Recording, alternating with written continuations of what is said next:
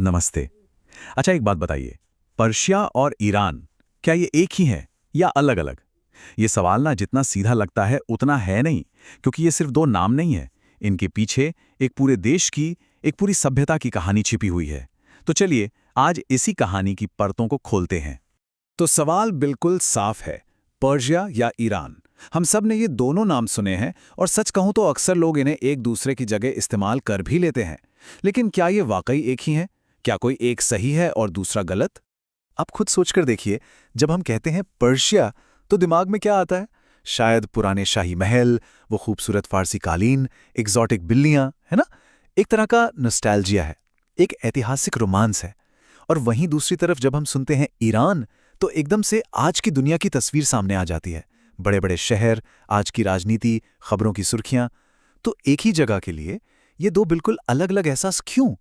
यही तो पहेली है। चलिए, तो फिर इस पहेली को सुलझाना शुरू करते हैं। और इसका सबसे सीधा, सबसे पहला जवाब वो हमें मिलता है 20वीं सदी के एक बहुत बड़े फैसले में। ये वो साल था 1935, जब रज़ा शाह पहलवी की सरकार ने दुनिया भर के देशों को एक औपचारिक चिट्ठी भेजी। और उस चिट्ठी में एक बहुत सीधी सी बात कही गई थी कि अब से हमारे देश को पर्शिया के नाम से नहीं, बल्कि उसके अपने असली नाम ईरान से बुलाया जाए। लेकिन जैसा कि अक्सर होता है, कहानी इतनी सीधी भी नहीं थी। 1935 में 21 मार्च को, यानी फारसी नए साल नौरोज के दिन, ईरान नाम को आधिकारिक बनाया गया। पर फिर आया दूसरा विश्व युद्ध और विंस्टन चर्चिल को लगा कि ईरान और पड़ोसी इराक के नाम से कन्फ्यूजन हो सकता है। तो उन्होंने अनुरोध किया कि भाई कुछ समय के लिए वापस पर्शिया ही इस्तेमाल कर लेते हैं।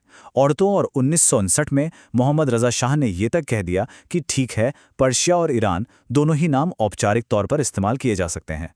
मतलब मामला थोड़ा उलझा हुआ था। तो ये तो हुई 20वीं सदी की बात, पर इसने एक और भी ज्यादा गहरा और दिलचस्प सवाल खड़ा कर दिया। अगर ईरान ही उस देश का असली अपना नाम था, तो सवाल ये है कि ये नाम आखिर कितना पुराना है।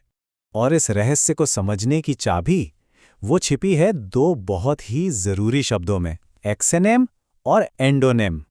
देखिए, एक्सोनेम का मतलब है वो नाम जो बाहर वाले किसी जगह को देते हैं। पर्शिया बिल्कुल यही था।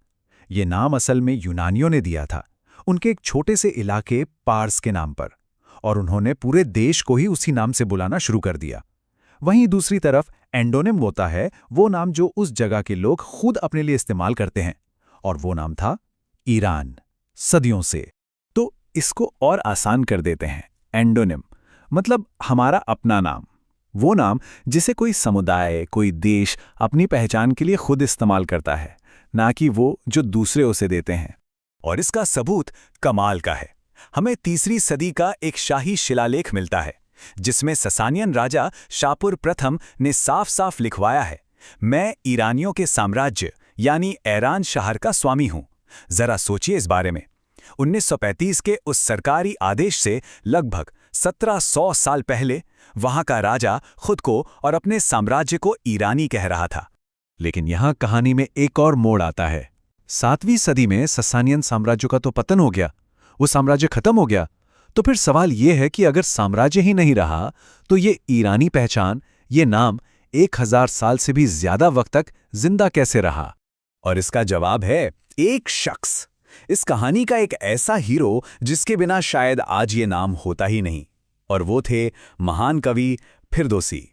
हुआ ये कि 7वीं सदी में अरब विजय के बाद पूरे क्षेत्र में एक बहुत बड़ा सांस्कृतिक बदलाव आया। कई स्थानीय भाषाएं और संस्कृतियां अरबी के प्रभाव में धीरे धीरे गुम हो गईं।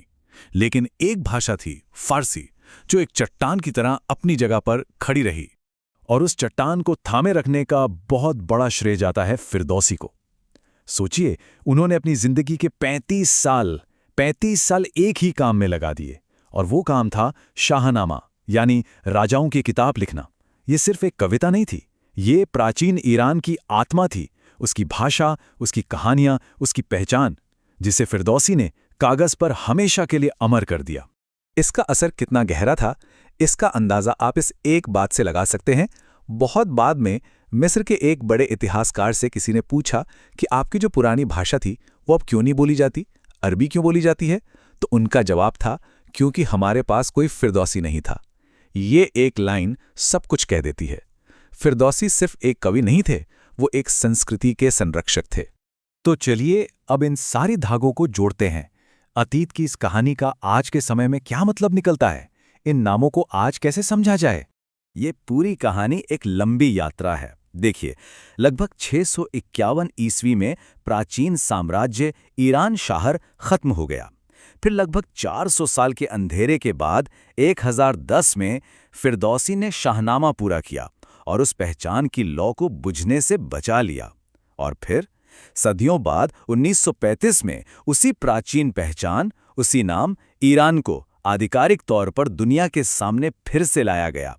एक तरह से एक चक्र पूरा हुआ। तो फिर आज की तारीख में इन शब्दों का इस्तेमाल कैसे करना चाहिए? इसका एक बहुत सरल सा गाइड है। जब आप देश के नागरिक की बात कर रहे हैं, चाहे वो किसी भी जातीय समूह का हो, तो शब्द है ईरानी। जब आप भाषा की बात कर रहे हैं, जो कि फारसी है, या फिर सबसे बड़े जातीय समूह की बात कर रहे हैं, तो शब्द है पर्शियन या फारसी। और जब आप इतिहास, कला या संस्कृति के संदर्भ में बात कर रहे हैं, जैसे पर्शियन साम्राज्य या पर्शियन कविता, तो पर्शिया शब्द का इस्तेमाल बिल्कुल सही है। तो आखिर में हम कह सकते हैं कि 1935 में जो नाम बदला गया, वो कोई नई चीज का आविष्कार नहीं था। बिल्कुल नहीं। वो असल में अपनी हजारों साल पुरानी पहचान को फिर से दुनिया के सामने लाने का एक ऐलान था। एक ऐसी पहचान जिसे फिरदौसी जैसे लोगों ने अपनी भाषा और अपनी कविताओं में सदियों तक जिंदा रखा था। रज़ा शाह का वो फैसला असल में फिरदौसी की विरासत को ही एक सलाम था। और ये पूरी कहानी हमें एक बहुत गहरे सवाल पर लाकर छोड़ देती है कि किसी भी देश के नाम में सिर्फ एक शब्द में आखिर उसकी कितनी सदियों की कहानी, कितनी पहचान और कितना संघर्ष छिपा हो सकता है।